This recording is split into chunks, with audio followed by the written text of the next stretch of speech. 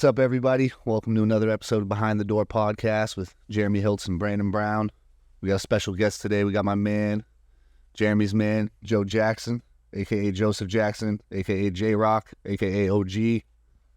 Welcome to the podcast, man. We appreciate your time, and we're going to talk a lot about advocacy today. And before we jump into it, Joe, you just want to introduce yourself, tell the listeners what you do and why you're here with us today.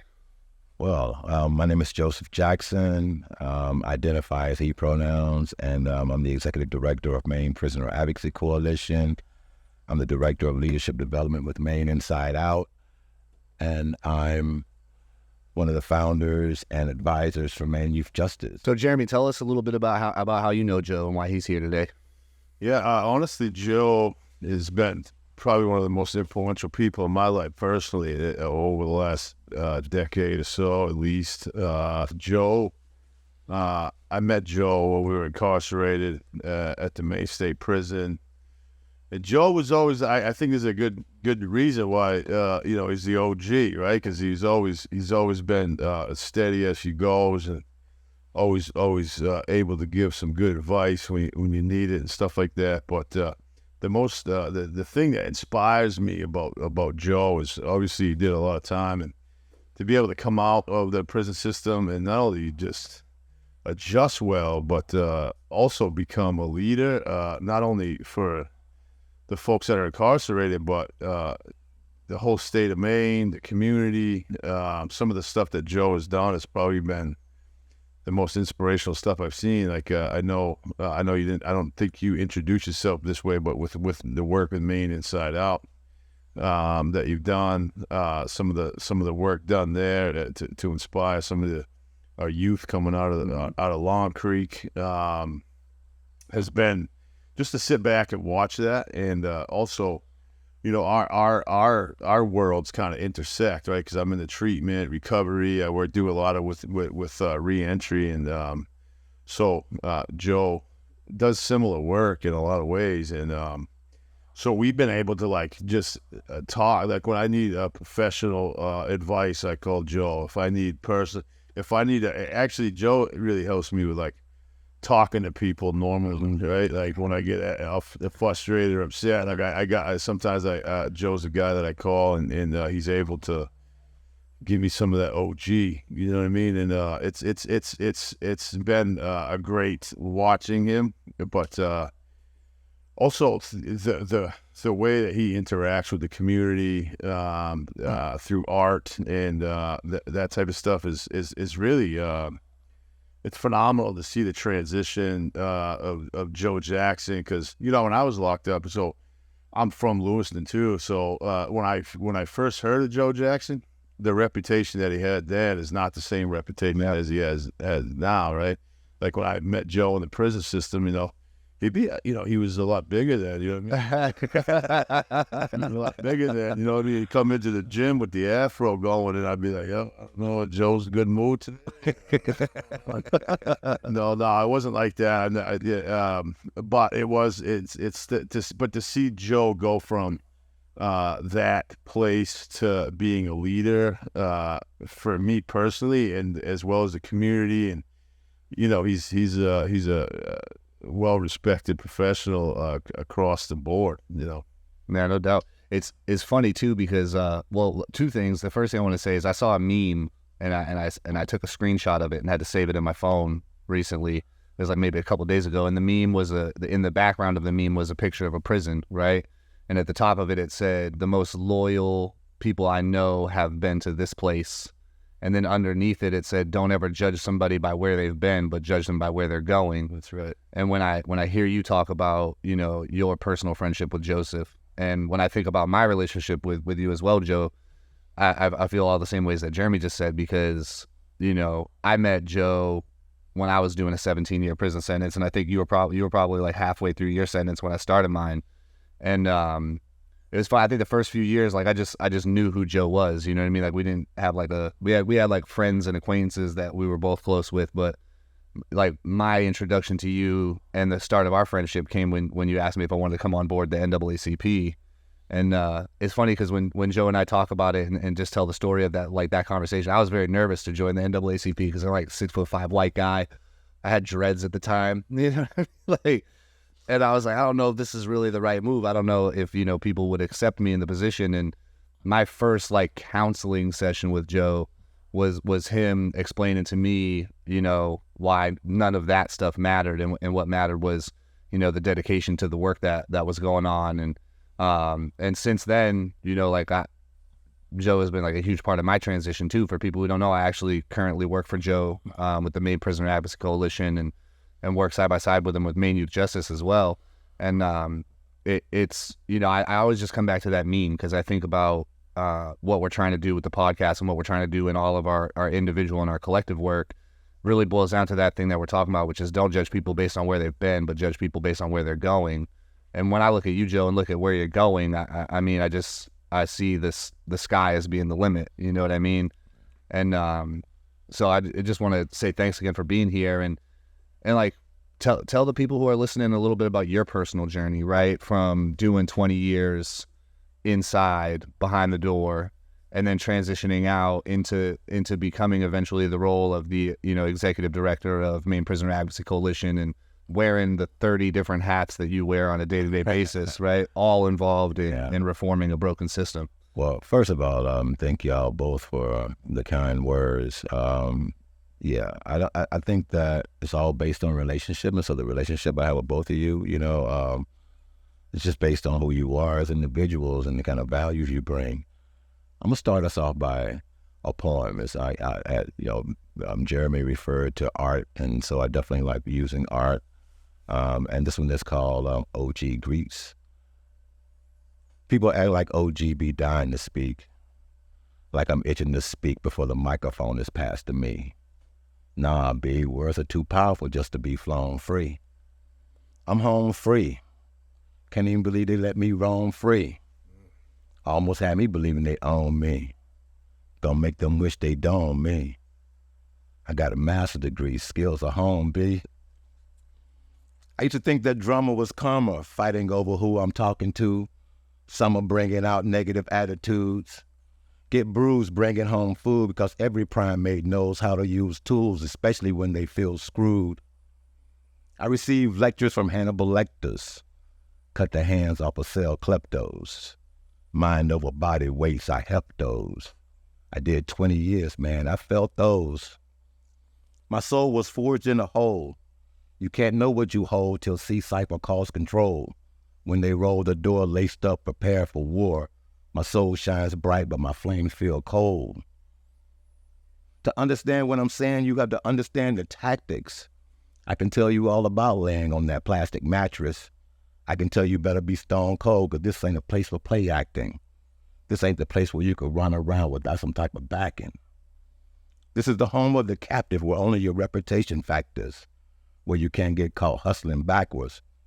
Place ruled by pseudo-slave masters refusing to ditch old habits. I know you see me, realizing how I realize CB. Love is more than the alternative. Love's what the transformation's gonna be. I hear some of y'all weak, growling, men feeling love is weak. But tell me what makes a brother kill or die for another if it's not for love, B? I surround myself with love even though it rides beside grief. I equate love to peace, so my greet is salam if you choose to face east. Agape love is what I read Gandhi and Dr. King preach. Either way, despite what I've been through, love is how I greet you. Good work, Joe. Good work.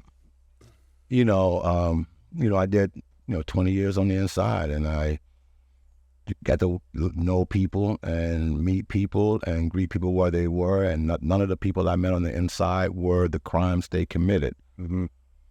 They all were individuals that I saw that were trying to struggle and make it through the same way I was trying to make it through. And yet, here we had a social structure that was about harm and about retribution and about punishment, where there was no sight of anything that was healing or redemptive or restorative aspect that was, to it. So it was no wonder that people would serve 10 years and get $50 at the gate and a pat on their back and told not to come back. An impossible task. And so, being out here, trying to do this work, not only is it about advocating for people on the inside, because I think one of the things that I learned, particularly after founding the NAACP, is we needed people on the outside, because prison was this dark hole. No one ever got to see what happens on the inside. And anything that I could say was viewed as suspicious. But when you brought some, outside ins, and the outside eyes began to see the same thing that we were talking about, and then start talking about it with decision makers, somehow decision makers began to listen to them. Wouldn't listen to us, but they listened to them. And so that was a learning lesson for me. It told me that we needed to build a coalition of people. We need to build partnerships. And then we need to have people that are going inside the prison, seeing what's actually happening inside these facilities, and then coming out and talking about what we saw. And for me, Jeremy talks about, the progress that MPAC has made. I'll be out 10 years, October 1st. And, I could name a lot of things that have changed, but the reason that it changed is because it wasn't because of lawsuits. It wasn't because of, this adversarial, I'm coming at you because, I see something, I got you. It's about, why is it happening like this? Why are you doing it this way? A lot of people on the top, they have these great ideas. These deputy wardens and these commissioners have great ideas. Let's do this. But then have no idea of the impact and how it's felt on the people on the ground. Whether or not that these ideas and these folks that was creating that ideas, let me just say this, none of them look like me. Yeah. None of them look like me. So how could they even have any kind of inkling or, knowledge of what it was that people that look like me needed? Yeah. And then there's this aspect of the way that when you do create some policy or practice and it disproportionately impacts minority populations. And so, we've been able to do quite a number of things. I mean, one of my proudest things is that, just on some advocacy about the SWAT team walking around the prison with the automatic shotgun and the dogs and dressed up in that military garb, and they pull you over on the walk on the mile and put you up against the wall. Take your shoes off. Yeah, with a guy with a gun to your back. And running inside and doing these trainings where they're setting off concussion grenades. I'm a veteran. People might not know that about me either. I served in the United States Navy. There are so many veterans inside a prison. It's unbelievable. When you start thinking about the number of people that have served our country and found themselves incarcerated. So I'm talking to the warden who happens to also be a veteran. Mm-hmm. And I say to him, what happens when you start letting off grenades around people who have, served our country in the war? What's happening here? And he immediately, it's almost immediate, just by me naming it, got it. Mm-hmm. And what it led to was the creation of a veterans pod, where we put all the veterans in the same pod. The officers that worked in the pods were veterans. We could streamline veteran services, instead of them being scattered all throughout the prison unknown, right? And so for me, that was one of I knew then, I think that, this dialogue, this thing that we're doing was really having an effect, in a positive way to impact populations. Since then, we've done all kinds of things. They got an education pod. Mm-hmm. They have an earned living unit pod where everyone who goes down there, there's no officer in it. Can you imagine when we was in prison that you would have a pod that didn't have any officers in it at all? They have a stove and refrigerator and access to computer, glass cookware, real stuff. You could personalize your cell. We went from a place people don't understand the value and the meaning of that when you could actually have pictures of your family on your wall in the cell. It's a small thing, but it's big to the person in the cell. That's it. I listened to you talk, Joe, and since I know you so well, I know that just by being able to identify that a person is a veteran, and when you blow off and make loud noises, that might negatively impact somebody in that moment. But that all boils down to that you understand that person's trauma.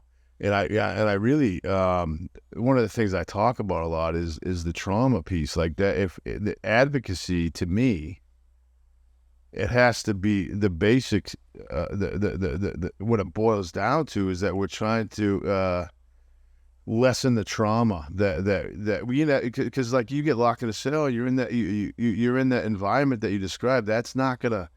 There's trauma in that in itself, but then what's the additional stuff on top of it? And I think that as you're talking about your advocacy and stuff, you're probably one of the people that really kind of shifted my mind. Well, because I started doing some work around reentry and stuff.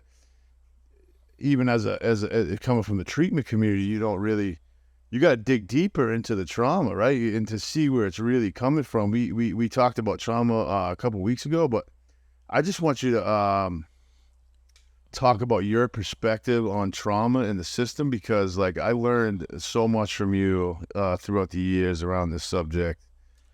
Well, definitely. So a couple of things. One of the things, definitely appreciate how you lifting up the trauma aspect of it, and even the recovery aspect, because we know that 70% of people who are incarcerated have had some type of substance use issue associated with their incarceration. But let me just talk a little bit about the trauma that I can talk. It's also tied into the stuff that I do with Maine Inside Out and the artwork. And so, when I first came out, one of the things I was doing was just I didn't know anyone. I was trying to view and scope out the landscape network a little bit. And I found myself going inside of Long Creek Youth Development Center. And when I was going in there, I had this workshop, how to navigate the system to succeed, and I went in there and I'm seeing I'm seeing these kids. But when I go in there, they look like babies to me. Mm-hmm. I mean, they like I was in there recently, Joe, and there was kids in there that were 13 years old, but they were my friends' children. Yeah, that like half the part was kids of people that I was incarcerated. Yeah. Absolutely. So there's this generational aspect. But just check this, So I'm sitting there and seeing these kids. And by the way, back when I started going in there, the population was around like 170. Yeah. Mm-hmm. So there was 170 kids. And I'm seeing these kids. 100% of those kids have been suspended from school. 100%. So now I'm saying, okay, this is where we began to identify when kids are starting to fall in these holes. And then I start thinking about all the adults I knew in the prison system Who came from Maine, who were from Maine. They all been, the great majority of them went through the Youth Development Center. Doesn't take a scientist to see the link between the school to prison pipeline and really knowing that youth justice and youth incarceration is fueling adult incarceration. What's the root, right? So it's their trauma root. It's a trauma root, but it's also like this aspect of that the system is working perfectly. Yeah, absolutely. It's feeding itself. So when it's supposed to be taking over guardianship of kids, it's not. And the other aspect of it is there's this narrative out that anybody who's inside of jails need to be there. Mm-hmm. We need to be locking all of these folks up. There need to be 170 kids. And so we started, I'm an artist. My master's degree is in writing. I do theater. So I started using theater as a way of actually just opening and shining a light on what was happening to these young people when they were incarcerated. And fortunately, the DOC was on board because, this art was also healing and restorative. Because once you begin to pull that out of yourself and get looking at it, now you got something tangible to work with. And our theater process with Maine Inside Out, which involves, Augustus Boal and Pablo Freiere's theory that we're all experts in our lives, right? And so these kids would get up and they would, talk about their stories. We would make a scene, and then we would weave these scenes into a play.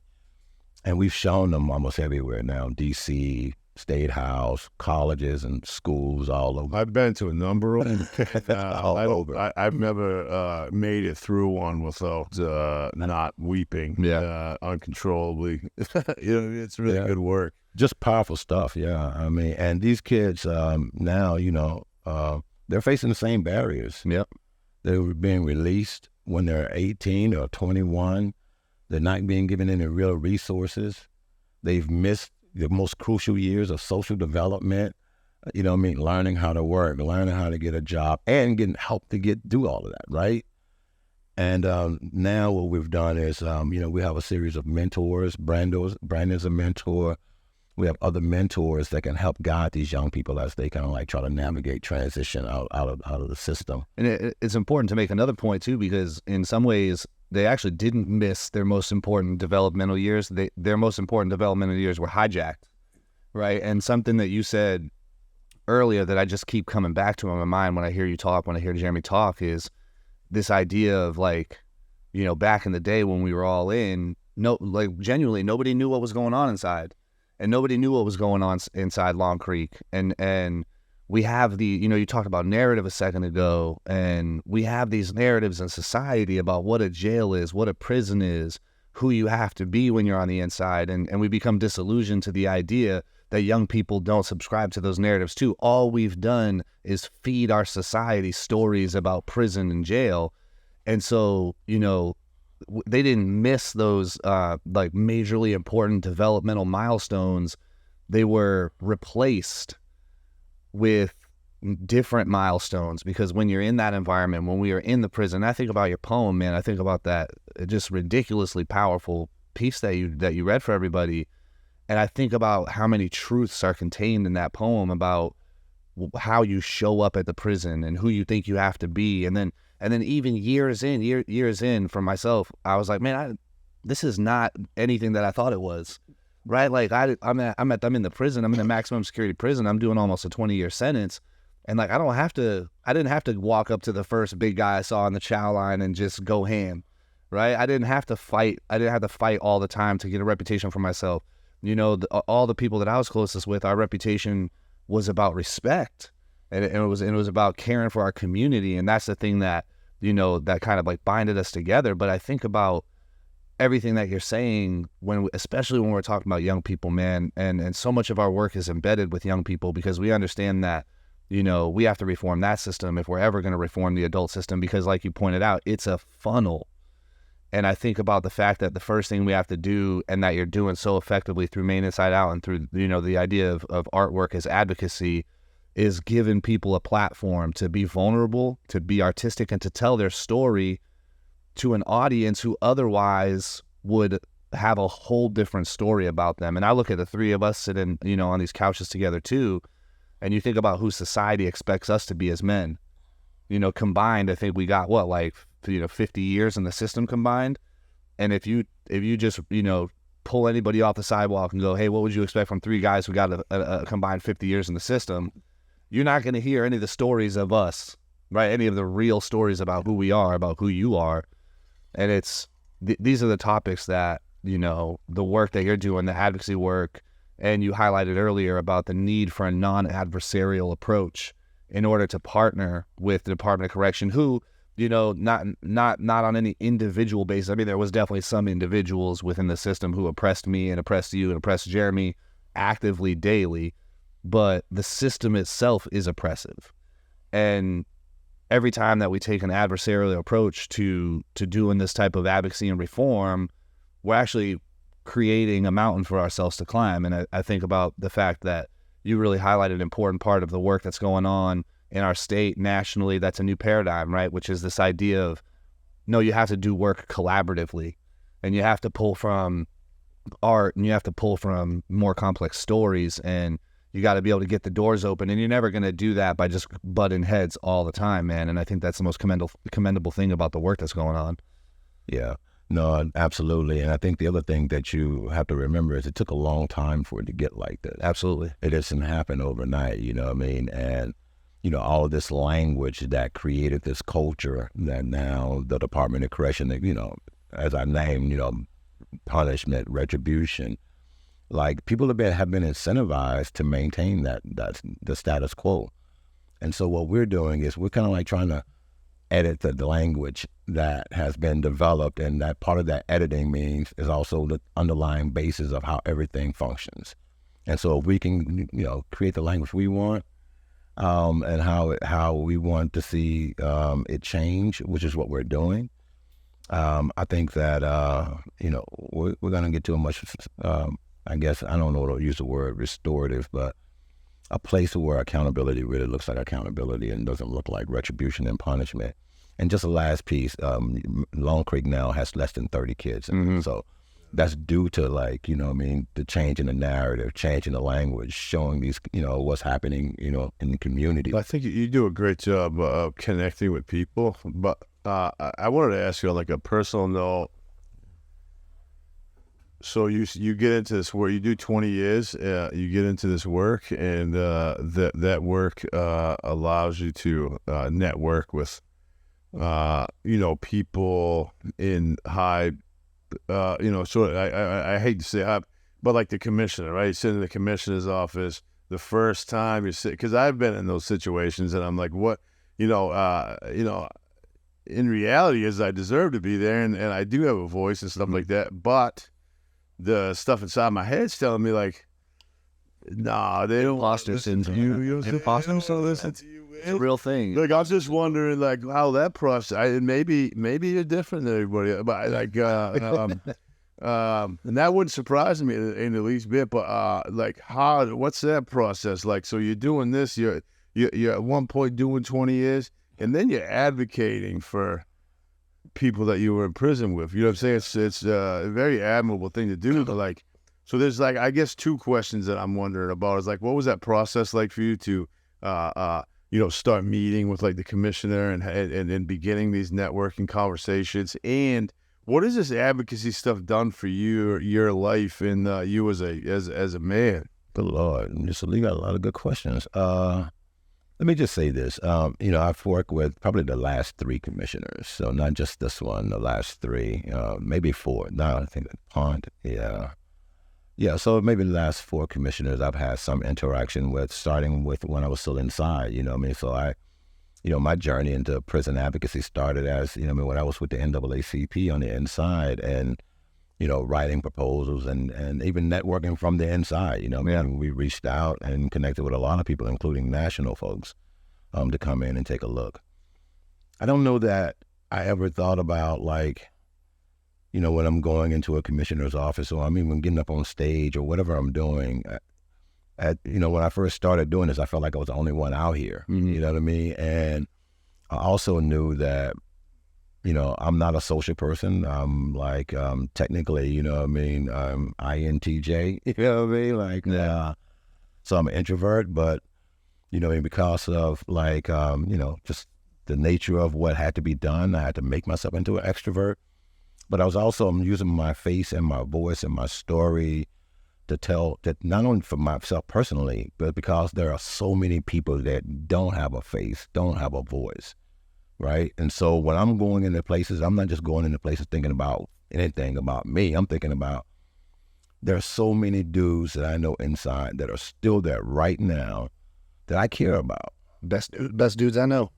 That I care about. You know what I mean? And it was impossible for me to walk away and walk out of that system knowing the way that system operates and to leave them in a state like that. I have to do everything in my power to try to change it. And so that was the motivating, aspect for me. The reward is you at my wife's birthday party, and I said, and I think I talked about it a little bit, it was like, I receive a lot of affirmation,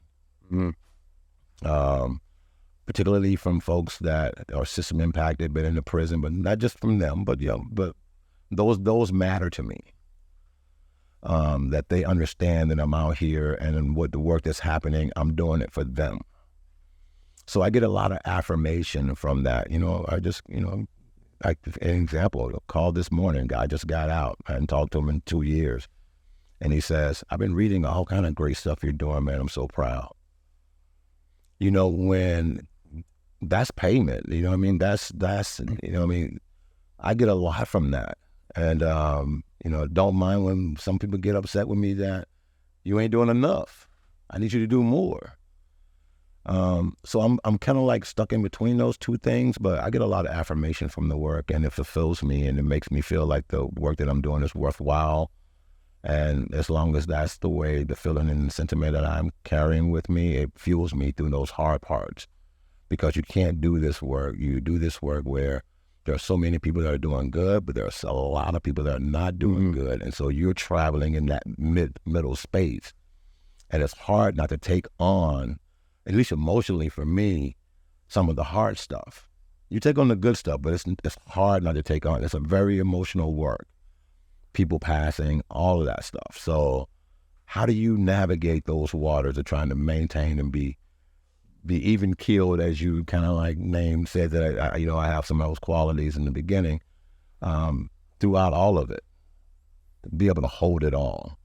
And so fortunately for me, I've just been able to hold it and can keep, the bigger picture in view. Yeah, that balance, man, is so important to talk about because the weight of advocacy is heavy, right? And you just talked about this. It is a heavy, heavy burden to bear because you do, in a lot of ways, internalize what's going on the inside when we're getting these phone calls and we're getting these people reaching out, their families reaching out, and they're talking about like the oppression and the injustice that's still going on. And we know how far we've come. I mean, you talked about it in the beginning, and just like one small thing, and a lot of people aren't going to know this, that, a lot of this is about building blocks, and Joe was a building block for me, and then I was able to become a building block for other people. Joe was the first person to get accepted into a master's program while he was incarcerated.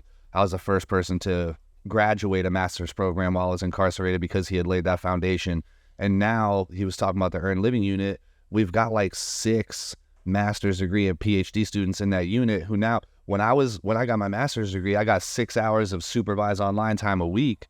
And now these guys in there have literally unlimited access to their school websites, anything they need to do their work, 24 hours a day they can get on. And so we know how far we've come. We can see it. It's tangible, right? But we also know how far we have to go, and that's the weight that you're talking about, finding that balance, man. And dude, you struck a chord with me because, I can get so down on myself sometimes about like, man, I got to do more, and I'm not using my time effectively, and I'm not, sometimes I'm like, I'm not using my voice as effectively today as I could have. And then I receive one message, and I get one Facebook post from somebody who says, hey man, you did everything that you said you were going to do when you left this place, and I don't think you understand how much it means to everybody that's on the inside. And when I just like, Jeremy, what a great question to ask him, because dude, listening to you also just helped me process a bunch of my own stuff that I hadn't even thought about before this, about how, we talked about trauma earlier. And man, I had a really cool opportunity, like maybe a year before I got out, where I guest lectured for a class at my university. And what I talked about in this lecture was the trauma of incarceration. And it's like, I think at like a basic level, it's really hard for people to deny that that's a traumatic experience. But like at a societal level, people don't want to call it that. They don't want to name it that because it is retribution. It is this idea of just desert, right? You get what you deserve. You committed a crime. We don't care what happens to you when you're in prison. You deserve that. But everything about prison is trauma.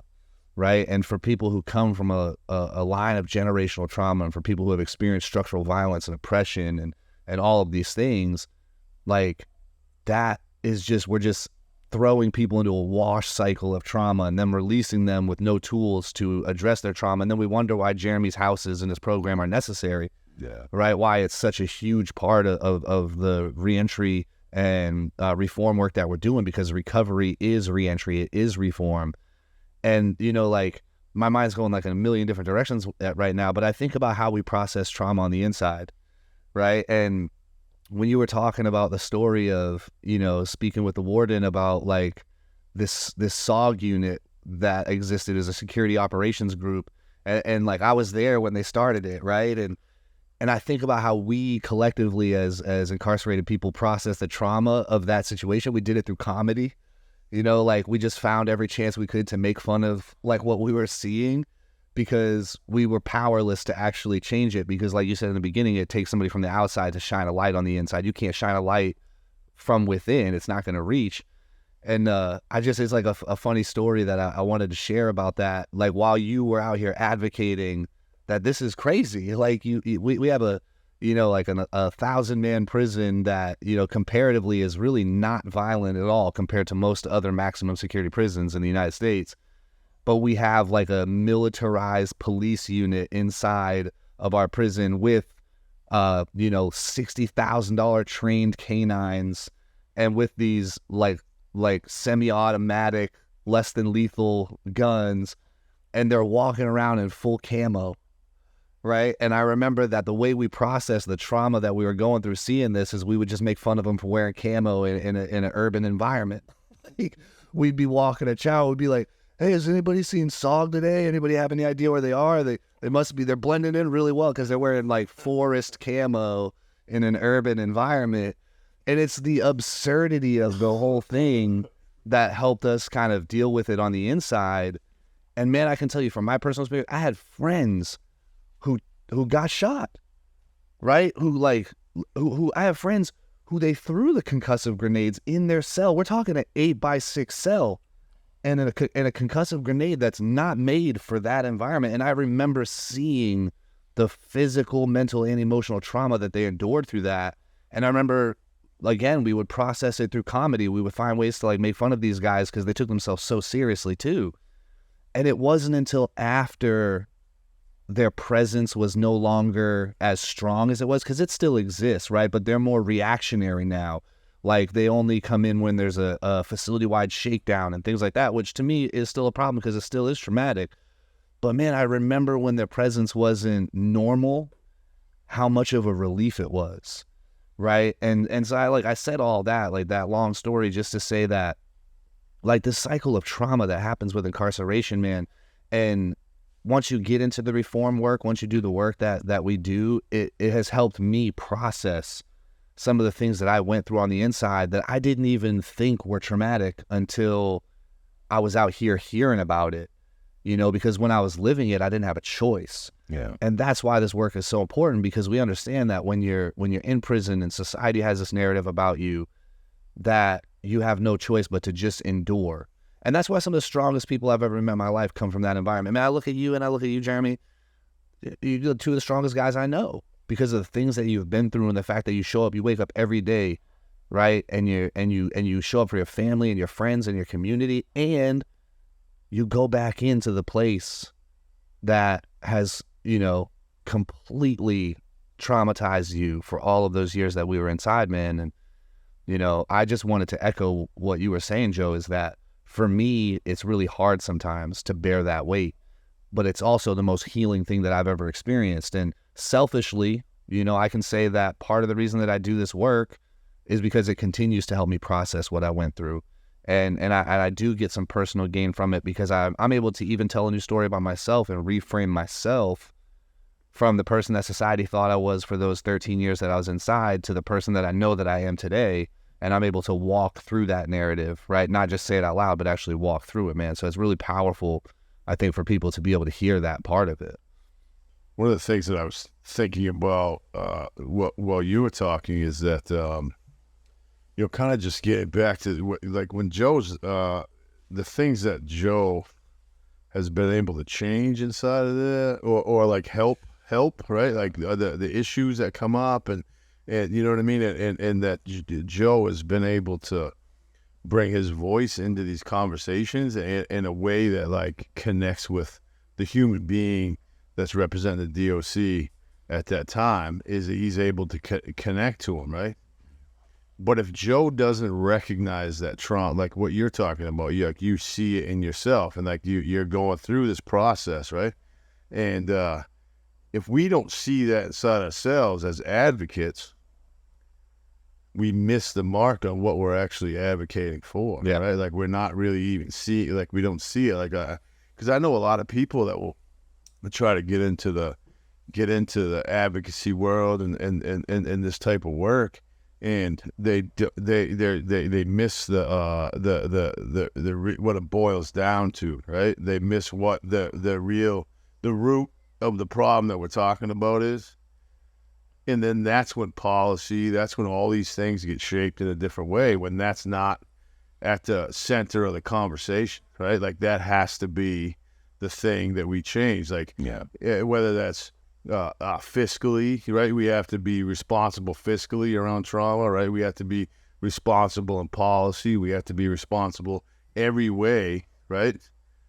But the root of that has to come from how are we gonna diminish trauma in people's lives? Because what Brandon was talking about is the real stuff. Just like seeing things and being a part of it.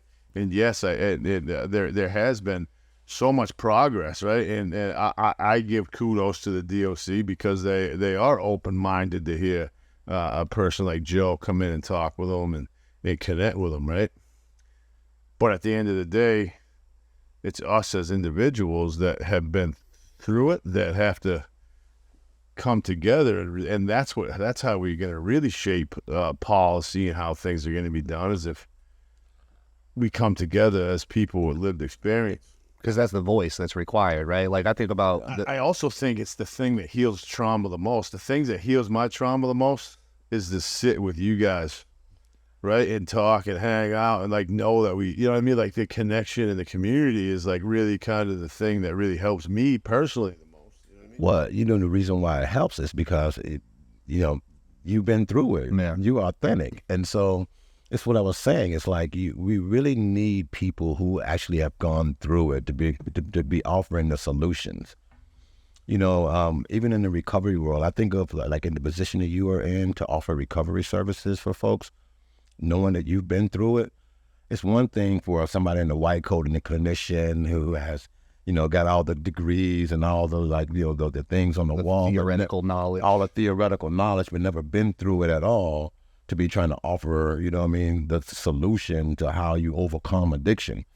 For me, like, it doesn't resonate with me at all. And that, I don't even think it resonates with anybody that I really know, that's going through it, right? So it takes somebody like you who's actually gone through it, man. It's like, man, he's gone through it. Look where he's at in his life. Like, I like to get myself to a place where I'm also, self-sufficient, working on my own, working toward my goals. And I think it's the same thing when we're talking about, what does a Maine Department of Correction or any Department of Correction looks like that's accountable, that's not committing more harm. Yeah. Right? It's because it's one thing to say, okay, yeah, I'm gonna hold you accountable, but at the same time, while I'm trying to hold you accountable, I'm harming you. That's for me why restorative justice doesn't work inside a penal facility. This is my personal opinion. It's because it's like going into a dirty hospital and they're operated on. You can have all the doctors in the world, but if that place is dirty, you might get your cast put on your leg, but you might also have MRSA. It's not conducive to healing, so it's hard to heal while you're immersed in trauma, right? You're immersed in trauma, and so everybody that's going in there, whether it's staff, whether it's residents, they're all being exposed to this. You're all being exposed to the dirt of it, right? And it really takes like folks that's been through it to know what needs to be clean. Yeah. You couldn't be more right about that. And I could think of a million different like real life examples where we would agree with that.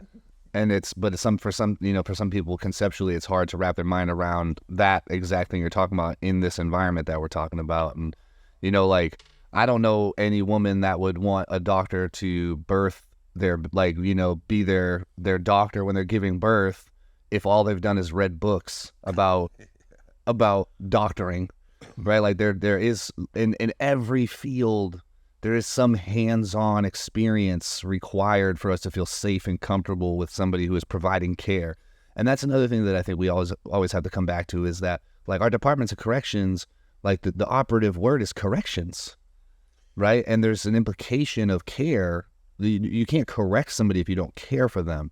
And I think what you guys are talking about is absolutely true. Like there does have to be some credit established through lived experience, through shared experience. And I'll tell you, even the staff people that I ever connected with when I was on the inside, the reason I connected with them was because we had some shared experience. It might not have been through, incarceration, but, I connected with staff people who said, hey, I could have been here, right? I just didn't get caught for the shit I was doing when I was 19, 20, 23, whatever the case may be. And I think that that's so important what you're talking about, that there is that that aspect of credibility that's really required. And for us collectively, like when we sit, the three of us around a table and like, we don't even know we're healing when we're doing it. It's not like we're not putting effort into it, right? We're just talking, we're just building. But like Joseph said, we're healing because we have that shared experience. And, you know, I think one other thing that I want to hear you talk about too, Joe, is, and I say this specifically because like when we came up with the idea for this podcast, one thing that was really like evident and obvious to us was we have this door, and like, shit, man, this is a piece of art. And we don't really know why or how to explain why it's a piece of art, but we know, and we knew from the very beginning. I think that was one of my first conversations with you, Jeremy, is like, this thing is a piece of art, man. You know, and it symbolizes so many different things. And when we took pictures of it in front of the Statue of Liberty and we brought it to Boston and took pictures of it at the Freedom Trail, that juxtaposition is art. It's living art, man. And everywhere I see the door, I popped up on Jeremy like 8:45 this morning at his office. First thing I saw was a door, and I felt it. I felt the art of it. You know what I mean? Even sitting idly in a place where it wasn't intentionally art. But I just want to hear from you, because as an artist, as a poet, as a writer, what role do you think art plays in the effectiveness of the advocacy you've been able to do? Well, so definitely art opens, you know, it opens it up to folks to see, you know, I mean, system impacting people with different set of eyes other than what they've done, and so that they're more than just their crime. But as far as the door, one of the first places the door came to was a Maine Inside Out open mic. Yeah. We had the door on stage with us as, you know, I mean, primarily system impacted people were going up and sharing art, right? And so we're sharing this art in front of this door that, you know, I mean, countless people have sat behind. Yeah. And we had state representatives sharing art in front of the door, playing music. This is one of my favorite parts about that event, was we had a state representative playing music in front of this door, understanding the importance and the weight of it. Yeah, no, I mean, the importance and weight of the door definitely is a piece of sculpture that... 250. Yes, it's an easy 250. Yeah, epitomizes a lot, but it epitomizes like the struggle. It epitomizes what constraint actually looks like. It epitomizes what the loss of freedom looks like. And, you know, for me, with it being on the stage, it also represented this form of like, and maybe akin to liberation. Mm-hmm. Right? You know, because now it's not being utilized for the thing that it once served, the purpose it once served. And here it is on a stage with, you know, other artists, you know what I mean, sharing, you know what I mean, spoken word, poetry, or music. And yeah, for me, the way, and then just thinking about Jeremy taking it down to New York and other places that, you know, I've seen the Statue of Liberty to it, right? It was something like that. So, you know, this thing about liberation and liberty and what freedom actually means and why it's so important to really begin to start highlighting, you know, all those folks that sat behind that door. The different walks of life, the different kinds of, you know what I mean, barriers and social barriers that probably could have changed, you know, their outcome. Man, they might not have been there if we had the services like Jeremy has today, or reentry services or mentorship services, people that can say, I've been there, you don't want to go down that road. And so that's the role we play with young people. I think the door has plenty of potential, and you know, I love the pun, and I love the, you know, the fact that here we are in the podcast talking about behind the door, and glad to be a part of it. And thank y'all for inviting me. Yeah, absolutely, man. And I think the last thing that I'll say, just, you know, closing up this episode, is I recognize the power of art when I was incarcerated, right? And specifically, I recognize it through the role music played for me. I think music saved my life. Literally, I'm not saying that figuratively. Anytime that I experienced suicidal ideations when I was in prison, music was what brought me back. And I think about the thing that I am most passionate about, that I love the most about this experience that we're having with the door, is the power of the art, because I recognize that you can tell a story and it can hit somebody's brain. And, you know, a simple story that's not artistic about the things that we're talking about are easily dismissed, right? Because people have been flooded with so many other stories that it makes it very hard to convince somebody that the stories they've been flooded with are not accurate. You add art into that, whether it's through music, it's through poetry, it's through visuals like the door and the pictures that we've taken and those juxtapositions, and you're no longer focused on somebody's brain, right? You're going deeper into their heart, because artwork in some form resonates with all of us, I believe.